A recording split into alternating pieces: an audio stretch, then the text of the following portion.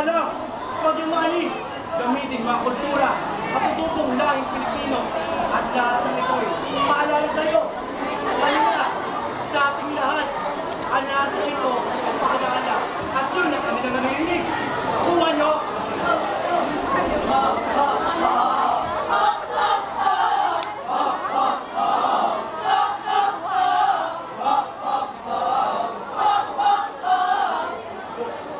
Di ko man sabihin, aking kapatid,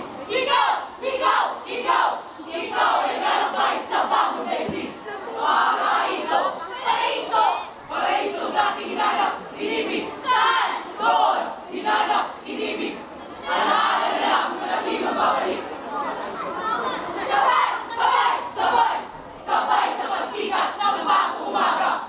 Naglaho ang pangungulila. Ungkap na buhay mo'y mabigyan ng pag-asa. Ang bagong lipunan ay mayroong naligaya. Ngunit, ang ito ay hinabawakas sa mga pangako at mga pangarap. Damdamin dakila at di madalas, siyang magbukas sa malayang pugat. Ngunit ang tumasay, may ating na pangako na ang palinangay dapat mabuo. Kulturang pangmasay, di dapat isuko, huwag isuko. Hayaang magbungat, mabusog sa puso.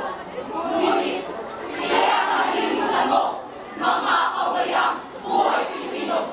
Ang lahat ng ito ay pagyamanin mo. Ang nasyonalismo'y mapapasayo. Kanino? Sa akin?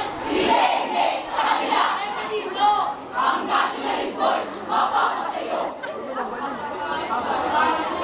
Kababayan na gusbong sa liwat, lahing makabayan, kung sasaliwain at pagbabalikan. Ang pagkakakulod ay masisilayan. Sa pista ng bayan, sa pista ng bayan, sa pista ng bayan, masasaksihan sa pista ng bayan, sa pista ng bayan, sa sasaksihan sa pista ng bayan, sa pista ng bayan, sa sasaksihan sa Pilipino. Hindi, imisa lang. Dalawang magkasing kilo, nanaganap na lugar ng pamamasyalan. Marahil doon. O baka naman doon. Sa kanilang likod, masasaksihan nila iba't ibang kaugalian, kulturang Pilipino sa pista ng bayan. Sa pista ng bayan, masasaksihan nyo, may pere at pamilin sa harapan ng sebo.